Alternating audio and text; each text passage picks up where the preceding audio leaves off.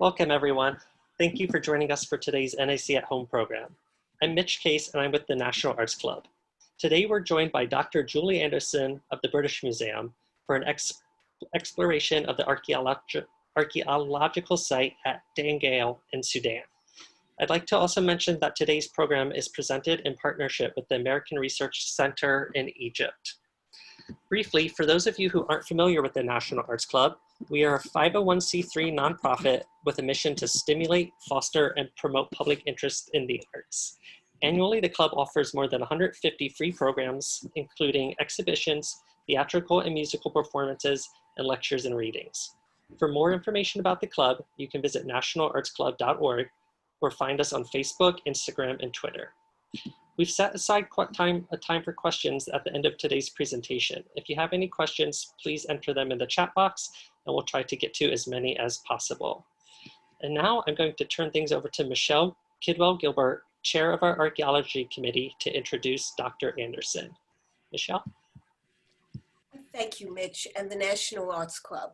My name is Michelle Kidwell-Gilbert, and I'm glad to be here. In collaboration with the American Research Center in Egypt, as you've already heard, it is a pleasure to welcome our audience to an extraordinary remote event. I do mean remote, as Dr. Julie Renee Anderson speaks to us from London, with her online lecture being broadcast throughout Europe, as well as to Egypt, further south into the Sudan, and we have a listener, at least one, from Australia. With a doctorate from the University of Toronto, Julie Anderson serves as curator for Sudan and Nubia at the British Museum. Excavating throughout these areas, her interests include daily life and material culture in the Nile River Valley and surrounding deserts. Since 1997, Dr. Anderson has focused on the Sudan, where she co-directs archaeological efforts together with the National Corporation for Antiquities and Museums. Her current fieldwork concerns the royal Kushite site of Dangeil, with its large temple complex for the god Amun. Initially planned years ago, this presentation was scheduled to be given live at the Arts Club during June, but it seems particularly fitting for these conflicted times. Archaeology speaks to us about shared humanity and offers suggestions for entering the future by understanding the past. Through ongoing discoveries, the discipline corrects misinformation and fosters empathy between people, while at the same time being concerned with artifacts of supreme aesthetic beauty, which enrich life for all. The Archaeology Committee affirms relationships between individuals through significant programs, such as one highlighting the Turkana Basin Institute, emphasizing the family of man. Another dedicated to the ethical concerns underlining the glorious Parthenon, which is my favorite building. For those who have attended these lectures, well know. Another, and numerous devoted to wondrous aphrodisiacs in Asia Minor, in which pagans, Jews, and Christians resided harmoniously. Others analyzing Native American populations encountering Dutch settlements and the Spanish. Others devoted to elite objects spanning cultures and time periods.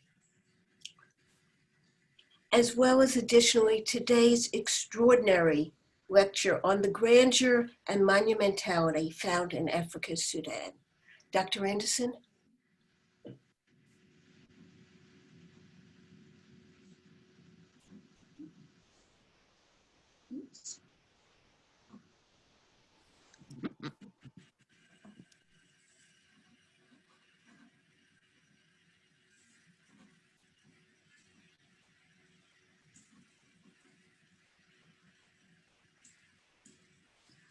Hi, everyone. Oops. Let's just do that. There we go. Hi, everyone. I'm glad that you could join me. This is a brand new experience. I don't think I've spoken to so many people from all over the world from the confines of my kitchen before. So thank you for joining me. Our team, now directed by Mahmoud Suleiman and Rahab Hidir from the National Corporation for Antiquities and Museums Sudan, and myself, is conducting archaeological excavations at Dangeil. And we're very grateful to the New York Arts Club and the American Research Center in Egypt for this opportunity to share with you some of our recent discoveries, and to Michelle and Mitch for their kind introduction, assistance, and encouragement. Many of our discoveries cast new light on the historical landscape, cultures, and interactions and occupation of Sudan from the 8th century BC through to the 19th century. Sudan's rich cultural heritage, complex history, and archaeology has remained relatively little known to the modern world until recently. It's one of Africa's largest countries. It's often been in Egypt's shadow, its more famous neighbor to the north. But for thousands of years, Sudan has been home to large, powerful sub-Saharan kingdoms and civilizations. Dangeil is on the right bank of the Nile, 350 kilometers north of modern Khartoum. And geographically and historically, the region around Dangeil is of great interest. The Fifth Cataract to the north forms a natural physical boundary inhibiting movement along the Nile. It may have defined other borders, political, cultural, linguistic, etc. For example, this great rocky outcrop that you can see here, the Hagar el Marwa at Kyrgyz, may be the furthest limit of Egyptian pharaonic colonial expansion. And it's covered with Egyptian hieroglyphic inscriptions. The region is located at the hub of ancient and modern trade routes. And the Eastern Desert is well known for its gold mines, again, both ancient and modern. We've identified many sites that date from the late Kushite period, so that's from the 3rd century BC to the 4th century AD, to those of the Islamic period in the 18th and 19th century. There are large tumuli fields, a fortress of the 4th to 5th century AD on Jebel Nakhru, which you see here, the Kushite settlement of Dangeil, which I'll come to shortly, and a medieval cemetery. These are some of the Islamic monuments. This is one of the round bastions remaining from the Ottoman armory, and some fabric dyeing vats from a textile fabric factory in the city of Berber, just south of Dangeil. So this is a really archaeologically and culturally rich region. Dangeil was part of the Kingdom of Kush, and it was an important royal city. Between the 3rd century BC and the 4th century AD, this kingdom extended from south of modern-day Khartoum to the edge of the Roman province of Egypt in the north. The royal city of Merowe was located to the south with numerous important temples in its surroundings. Another very important religious center, Jebel Barkal, is located downstream of Dangeil. Late Kushite culture consists of a mixture of Egyptian pharaonic, Greco-Roman, and African traditions and characteristics, as can be seen here in this temple kiosk, in the burial field of Kushite pyramids at Jebel Barkal. There are also pyramids at Merowe and at several other places. And this is also evident in the sacred boat fitting and in the stele depicting the goddess Amisemi on the left and the Kushite queen Amani Shakheto on the right. At Dangeil, we've uncovered a late Kushite temple complex of the 1st century AD, dedicated to the ram-headed god Amun, who you see here on the right. The site covers about 12 hectares, and the excellent preservation of the temple complex make it unique. Kushite religion was influenced by its northern neighbor, pharaonic Egypt. Many Kushite gods are familiar from the Egyptian pantheon, but we know little of their religious beliefs before the Kushite conquest of Egypt in the mid-8th century BC. Amun, Isis, Osiris, and Horus were important gods in Kush, but there's also local gods. the most important of which was the lion god Apedamak, the god of war. Temples like Dangeil, built for Egyptian gods, tend to follow an Egyptian architectural plan and use the Egyptian module of measurement, the cubit. The local gods have temples laid out using a classical module of column diameters. So I'll briefly introduce you to the temple and move on to our recent discoveries. This is what it looked like before we started excavating. Dangeil means broken red brick, and the ground surface was covered in them. To give you an idea of scale, the wall above the arrow is 5.5 meters wide. Most walls are 1 meter wide, and they're preserved between 1.5 and 3 meters high. The building itself is constructed of a mixture of materials. This includes sandstone, fired red brick, mud brick, and this really makes conservation a bit challenging. In the sanctuary, which is here in the box, the columns, floor, and facings are sandstone. They're decorated with Meroitic hieroglyphs and fertility gods striding towards the sanctuary. The gods have river plants, lotus, on their heads. They're plump and they wear short kilts. They're symbols of fertility. Each carries jars pouring offerings to the god Amun. Lines of Meroitic hieroglyphs separate them. The Meroitic language remains largely undeciphered. It's possible to read the words, but we don't know what the majority of them mean. So basically a bilingual text, a dictionary, is needed. It would be really nice to see things from a Kushite point of view, instead of through the texts of others, outsiders, or enemies. 4 altars were discovered in Dangeil's sanctuary, along with the remains of a 5th altar bearing the name of Amanitori, a powerful Kushite queen. This is part of her name in Meroitic hieroglyphs, and the side of her face with the crown and double uraei cobras visible on her brow. And this is another example of her name from elsewhere in the temple. She and her co-ruler, Natakamani, likely built the latest phase of the temple in the 1st century AD. And we've confirmed this date through AMS and carbon-14 analyses. Dangeil was an important royal site. Dangeil's Amun temple is the same size as the temple in the royal city of Meroe, which is the 2nd largest temple in Kush, after the Amun temple at Jebel Barkal.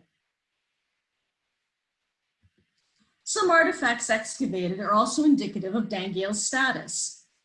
Granite statue figures of early Kushite kings from the 7th and the 6th century BC were discovered in the fill of the later 1st century AD temple. And this really posed an interesting puzzle.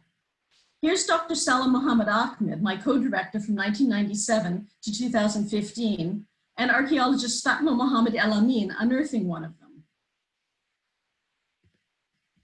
This is the fragment scatter in the south room of the temple. The statues found included the torso and feet of the rulers Taharka, Sonka Meniskin, and Aspelta. It appears likely that these statues came from a statue cache that had been disturbed during the destruction of the later temple, and they likely originated in an earlier royal foundation. Taharka is probably the most famous of the Kushite kings, and he's also a well-known pharaoh of Egypt and part of Dynasty 25. He's mentioned in the Bible by name, and he's the only pharaoh mentioned by name in the Bible, in 2 Kings and in Isaiah. This is Taharka's Sphinx from Kawa and his pyramid at Nuri, both sites downstream from Dangeil. Looking a bit closer at the Taharka statue, it was carved from granitic gneiss and is currently comprised of 8 fragments, of which the torso and the feet are the largest. The head, unfortunately, is still missing. But wearing a simple cap crown, the statue would have originally stood about 2.6 to 2.7 meters high, and it's about 1.5 times life size. The king is in a standing position with his left leg striding forward.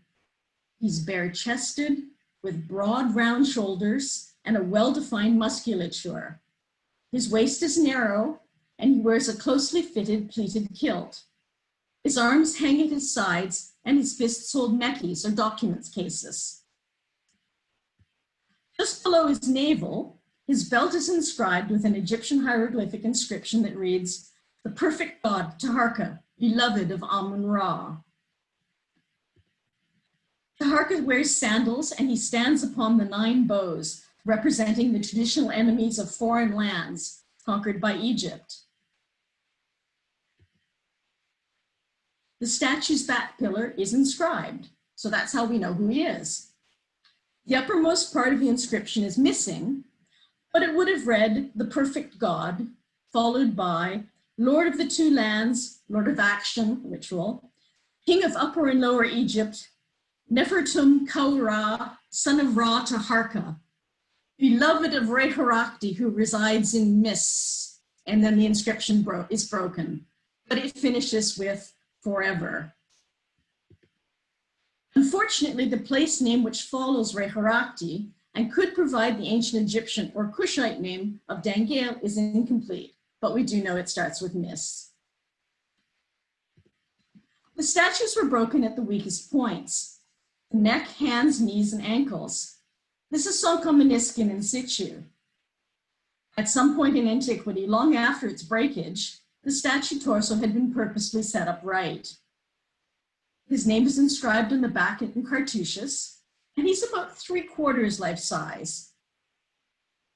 Now, 2 groups of statues containing the same family of kings, so this is Taharka, Tanwatamani, Sonkomeniskin, Anlamani, and Espelta, as those found at Dangeil, have been previously discovered in Sudan, and both were associated with Amun temples. One cache was found at Jebel Barkal in 1916 by George Reisner. Jebel Barkal was the heartland of the early Kushite kingdom. The other was found more recently at Kermadouki Gale in 2003 by Charles Bonnet. These statues were broken in the same places as those found at Dangeil. The Barkal cache was disturbed, but the statues likely came from the Great Amun Temple, B500. Jebel Barkal was the spiritual center of the kingdom of Kush, and Amun, the Kushite god of kingship, was believed to reside inside the mountain. The red dots show the location of the statue caches on either side of the Amun Temple. The Kermadouki Gale cache was an intact sealed statue cache also associated with an Amun temple. And here you can see Charles Bonnet indicating the excavated cache pit. The statues in all 3 groups come from a royal workshop, and they're all very similar. They show striding, bare-chested, kilted rulers with their names and the titles inscribed on the back. Their iconography manifests the ideology of the royal cult and of the god king. These are the Kermadouki Gale statues reconstructed in the Kerma Museum. The discovery of the statues at Dangeil was surprising because it's located very far upstream on the periphery of the early Kushite kingdom centered around Jebel Barkal. If the Dangeil statues originated in a cache, then several theories have been suggested to explain the reason for their existence and deposition. One suggestion is that the invading Egyptian army of the pharaoh Psamtik II of the 26th dynasty destroyed them during campaigns southward into Kush in the early 6th century BC. However, there's little evidence, apart from the statues themselves, to suggest that this army got as far upstream as Dangeil, though it might have reached Jebel Barkal, and it certainly got to Kerma, ancient Knubs. Another suggestion has been dynastic strife or internal controversy. This is Dangeil's Espelta, the latest ruler in the group, and despite his smiley face, he doesn't seem to have been very well liked. His names are erased from several inscriptions, including his election stele, which focuses on his legitimacy as ruler. This suggests an official condemnation of him, and perhaps also then of his extended family. But another explanation is temple refurbishment, house cleaning. Maybe there's just too much stuff in the temple. This explanation doesn't rely on the statue groups being broken and cached at the same time, but it doesn't exclude it. In Kush, there's little monumental sculpture in hard stone like granite after a spelta. So, early Kushite statues, particularly those of the Taharqa family group, would be the ones that were mainly present in hard stone. These statues could have stood in the temples for several generations following a spelta. So why were the statues originally at Dangeil? And why is this important? Members of this family of Kushite rulers moved north and conquered Egypt. But in the south, the geographic extent of the early rule of this dynasty remains unknown, as does its rate of expansion. Dangeil must have been under direct royal control when a royal statue cult was established there at the beginning of the 7th century BC. The status of Merowe, the royal city of the late Kushite period, located upstream of Dangeil, remains uncertain. So far, evidence for demonstrably royal construction there appears only later in the second half of the 7th century. There was an earlier building at Dangeil, underneath Dangeil's standing temple, and there were several substantial mud brick walls that had been uniformly leveled before the current structure was built on top. And they're marked here with a red dot. It's probable that the early Kushite statues originated here and that this is an early temple. There weren't many artifacts associated with these early walls, but those found are of early Kushite date. And these include shallow wheel-made dishes and faience round heads and lotus blossom plaques or amulets. So to get a better idea of the sacred landscape of Dangeil, a series of ground-penetrating radar and magnetometry surveys were conducted by the British School in Rome and the University of Southampton and the University of Dongola. The GPR provided clear indications of structures beneath the surface in the temple's sacred enclosure, while the magnetometer was used in Dangeil's associated cemeteries. For example, looking here at the area in the southwest corner parallel to the red line, the temple's enclosure wall is visible, and it served as a control for us because excavations along this wall have shown that it had a mud brick core and a red-fired brick outer facing. Across this wall, the GPR reads clear high amplitude and low amplitude anomalies in unexcavated areas. So generally, low amplitude linear anomalies, that's the white, are probably remains of mud brick buildings, while high amplitude anomalies shown in black are probably fired brick or sandstone. In the southwestern area, a building is visible. It's oriented perpendicular to the Amun temple, and it appears to be a small temple with a substantial pylon and possibly a forecourt. The exterior wall faces appear to be of fired brick. And the responses that we received from the GPR appeared within 1.5 meters of the ground surface. So to give a sense of this, here's a short animation of the GPR results. The area you want to watch is over here on the right-hand side of the screen. And the responses appear, the structures appear in the first few seconds of the animation, so watch closely. And there they are, and now they're gone. And then there's nothing below this. But let me play that for you just one more time to see if you missed it the first time. And it's disappeared again.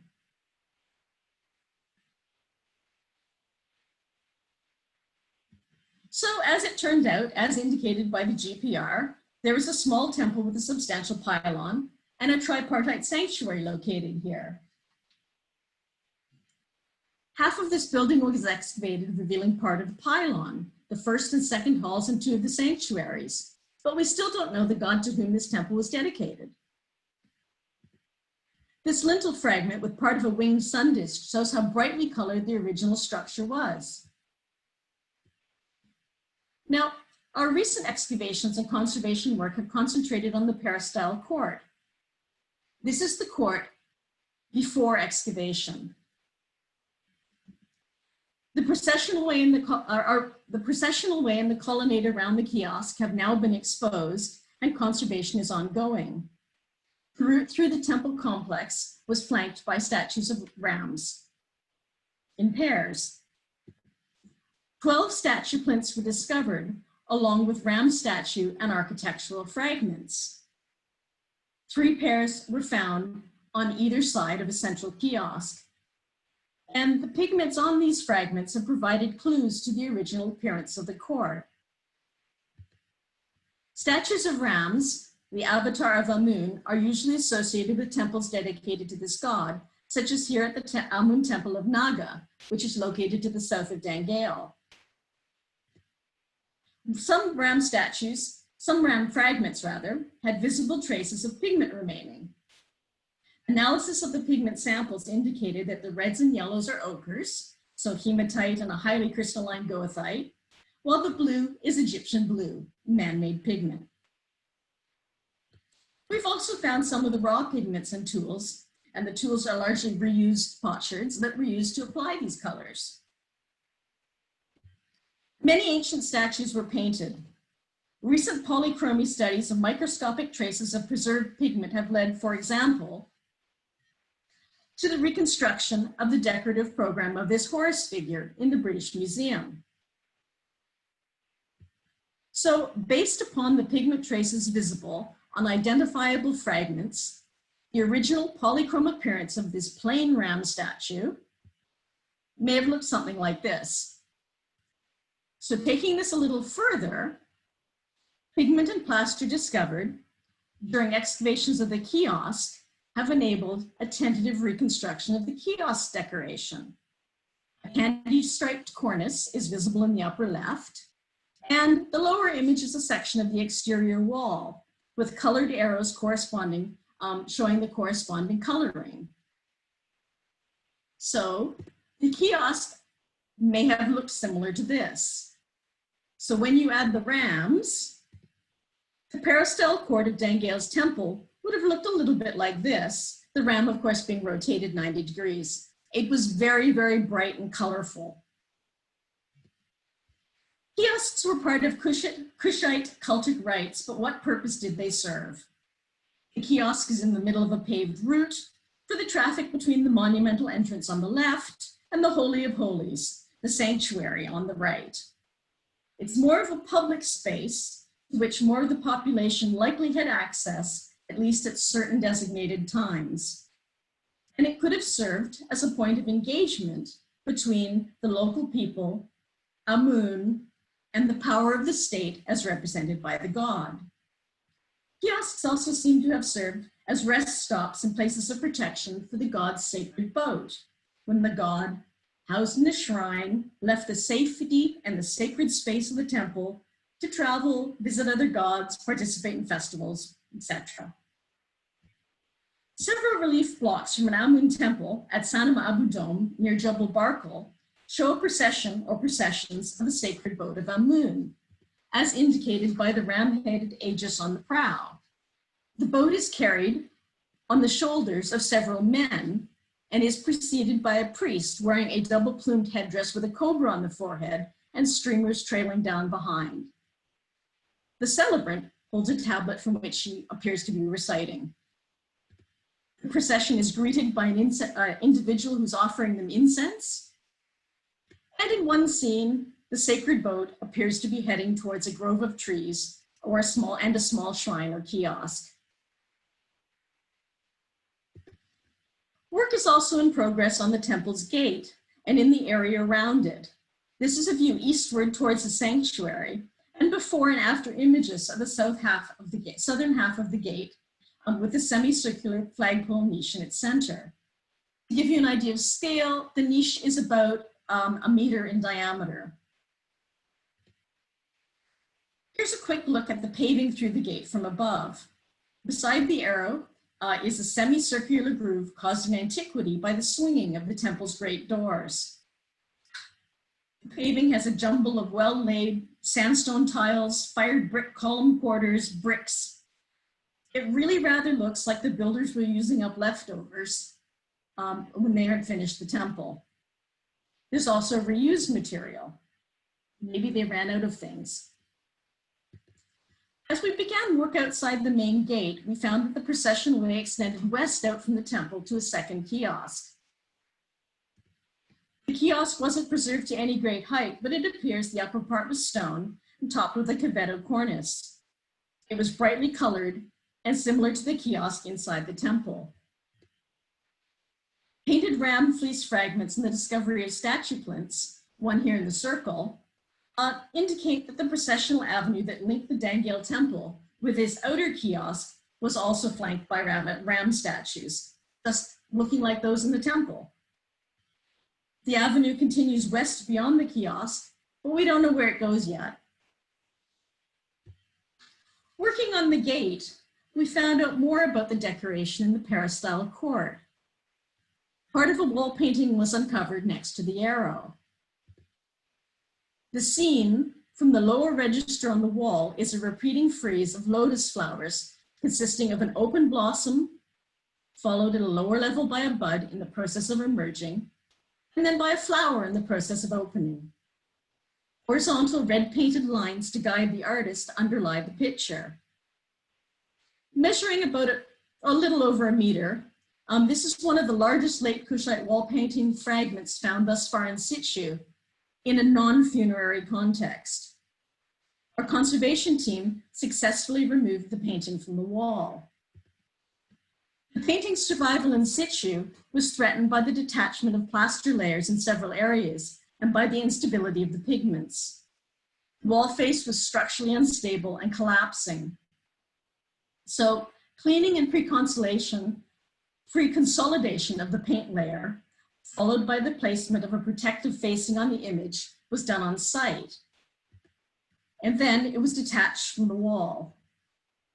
The reverse side was consolidated and covered with a layer of hydraulic lime mortar, following which layers of carbon fiber textile were applied and supports inserted. And then came the great unveiling. The painting was successfully unfaced and lacuna filled with lime mortar. Hopefully it will be displayed in a local museum in the not too distant future.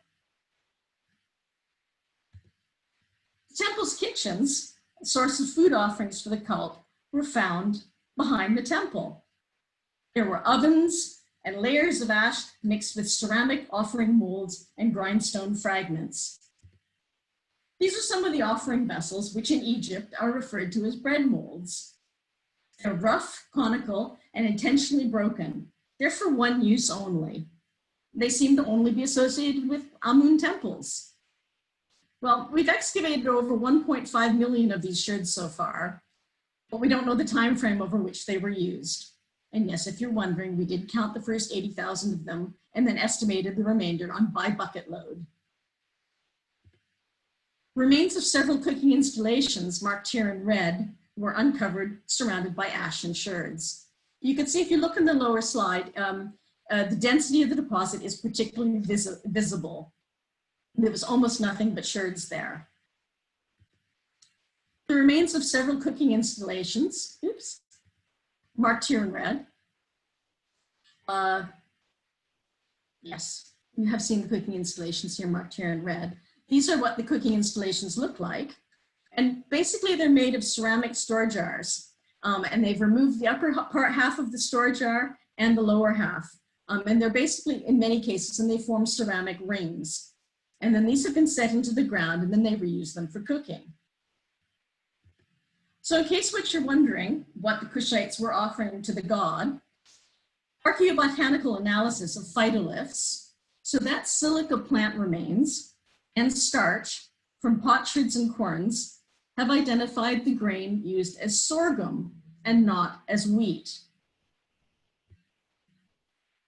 120 kilometers east of Khartoum at Jebel Jali, there's a victory relief of King Shirakaror. It shows a god which seems inspired by deities from the eastern frontiers of the Roman Empire, offering a head of sorghum and prisoners to the king.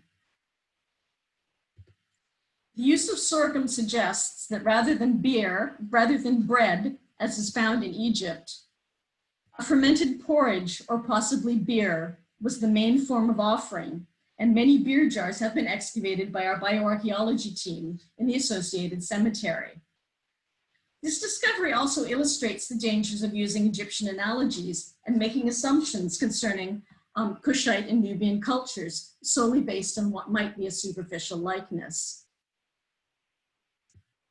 The cemetery is northwest of the temple complex. To date, over 90 tombs have been excavated, and the population is roughly contemporary with the Dangeil Archeological temple. All categories of age and sex are represented, and the population numbers about 180 individuals so far. No superstructures are visible on the surface, and the cemetery size has yet to be determined. The tombs have an east-west ascendery leading to a north-south oval burial chamber at the western end. The tomb chambers are sealed by blocking walls, and normally there are 1 to 3 individuals in the chamber, placed in a crouched position. Excavations in the cemetery have largely been undertaken by my co-director Mahmoud Suleiman and our bioarchaeologists Mohammed Saad and Anna Pieri, who you see here. Most of the tombs had been robbed in antiquity, but evidence suggests that many had been furnished with ceramic vessels and elaborate grave goods such as these: a silver seal ring bearing the image of the ram-headed god Amun wearing an atif crown, a faience juglet, a copper cup. There are also rare imported glass vessels.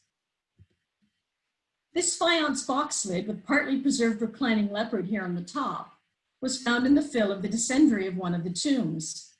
It has parallels with another lid dated to the 1st century AD from northern Sudan that's now in the Sudan National Museum.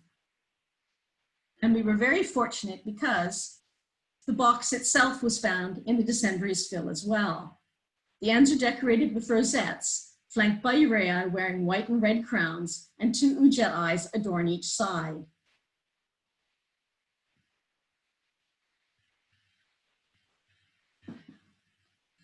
Most recently, we've begun work on Kom G, the mound situated north of the Amun Temple's peristyle hall within the sacred enclosure. Kom G has been affectionately known as a telecom because for the longest time, it was the only place you could get mobile phone reception. It's the highest mound on the site, standing about 4.5 meters high and covering an area of about 25 meters square.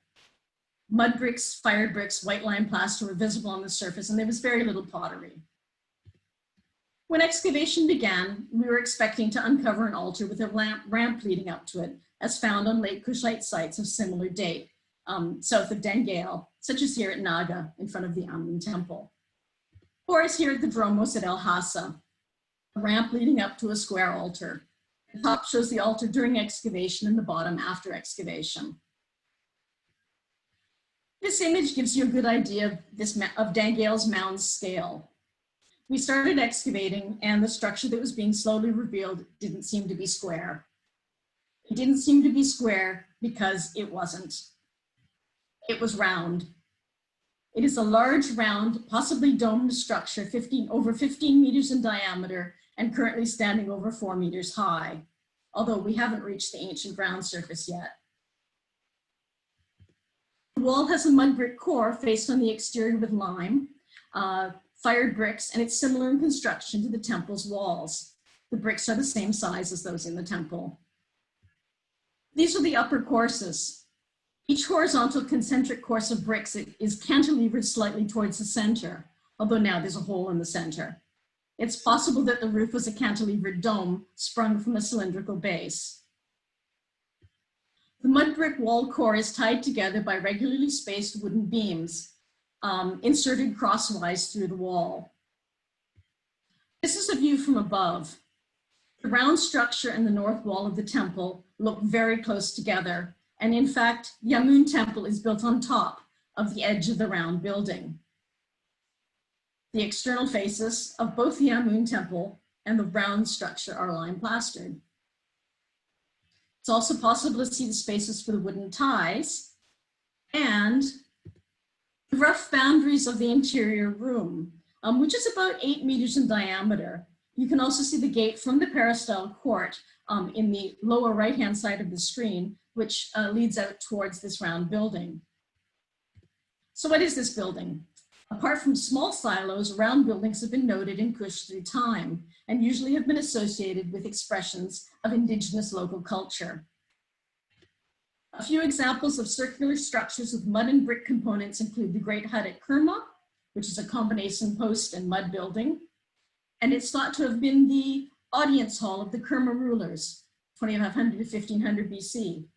Later, in colonial pharaonic Amara West, amongst the rectilineal structures is this round building, dating to the late 19th and early 20th dynasties. Its function is uncertain. And then, of course, there's circular post hole buildings, such as the remains of this medieval building from Soba East, near Khartoum. In the late Kushite period, there's an unusual round building, WBN 50 at Wad Ben Naga. It's this building which is the most analogous to the Dangeil structure, and it was likely also built by the same rulers as Dangeil, Natakamani and Amani Tori. The Wad Ben Naga building has been described as an enigmatic monumental building. It was excavated in 1958-59 by a Sudanese mission led by Thabit Hassan Thabit, investigated again in the early 1980s by Frederick Hinkle, and then re-excavated by a Czech mission from the National Museum in Prague in 2009, 2010, and 2013. WBN 50 is circular with a diameter of about 18 meters, and it stands about 3 meters high. It's got a ramp or staircase leading up to an entrance on the west side. Pavel Derka and Vlastimil Vertal have published a good description and have evaluated various theories regarding its function, from silo to shrine. We still don't know what it is. The construction of the building and the materials used are the same as at Dangeil, and the buildings are about the same size. The room in the center was reached by 2 internal staircases, but little was recovered from the interior, although a fragment of sandstone might have been part of an altar. An object with a close analogies to these buildings, which might help us to understand better, is this small sandstone shrine or naos from the temple of Amun at Jabal Barkal. It's a little over 60 centimeters high, and it bears the name of King Manikareka, who follows Natakamani at the end of the 1st century AD. The floor of the shrine has a socket for the attachment of a figure. The lowest register shows a series of lotus flowers, like the wall painting on Dangeil's temple gate. The central register has the king on either side of the doorway in an attitude of praise, followed by a winged goddess, which is then repeated. There appears to have been a finial now missing at the apex.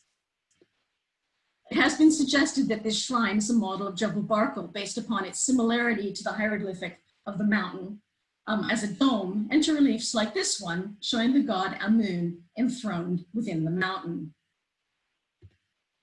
It seems not impossible that Kom G may have been an indigenous shrine. And I do say this very tentatively, because as I mentioned earlier, many Kushite gods are familiar from the Egyptian pantheon, but we actually know very little of their own religious beliefs before their conquest of Egypt in the mid-8th century. Hopefully we'll find some answers when we resume excavations. And there. Extensive conservation work has been undertaken with the aim to preserve, conserve, and protect Dangeil for the future and to make it accessible to visitors. Each season, conservation work carried out in previous seasons is reviewed and evaluated. Site management and accessibility are being addressed together with the local village and the National Corporation for Antiquities and Museums. The site is enclosed by boundary posts, streetlights installed, a public transit stop, and an information point's been built.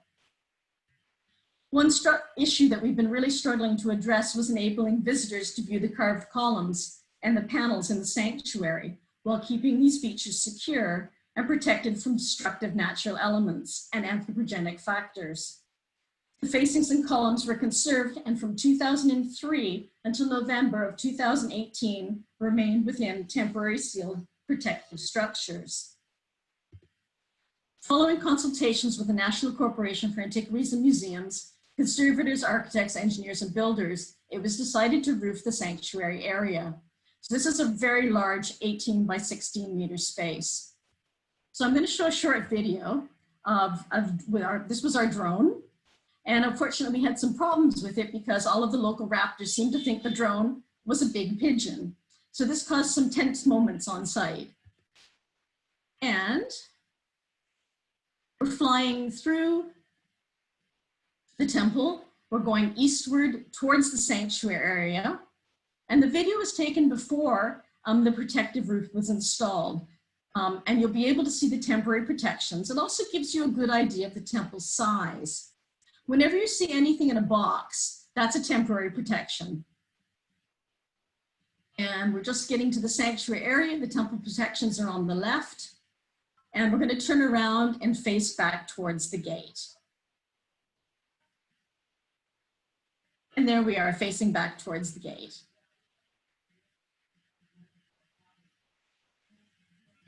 So this is the same area with before and after pictures of the protective structure. The structure is removable, and this is the entrance shortly before completion, looking across the conserved northern half of the first hall. And the interior. Zinc and fiberglass roof and drains are supported on cantilevered steel beams and fire brick walls.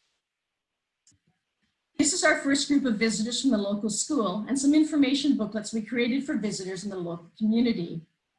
Now I'm just going to show a short video of a visit inside the temple. It's a visit inside the shelter. The lighting can be quite dramatic. It's lit naturally through the fiberglass panels in the roof.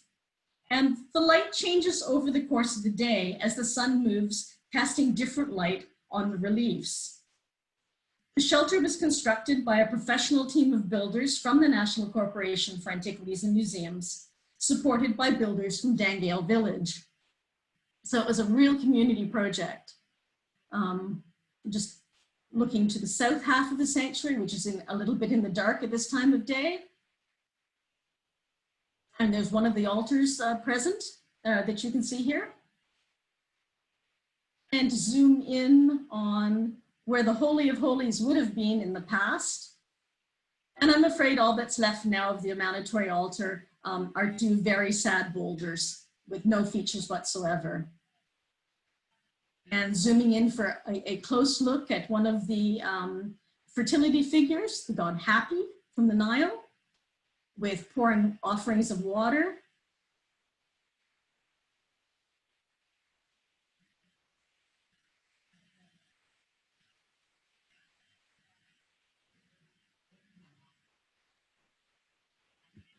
So all it remains is for me to say, thank you very much. The Berber Abadia project is very grateful for the assistance and support we've received from many different people, projects, and institutions, and particularly the National Corporation for Antiquities and Museums Sudan, Qatar Museums, the Qatar Sudan Archeological Project, the British Museum, the Institute for Bioarchaeology, and especially the people of Dangeil village.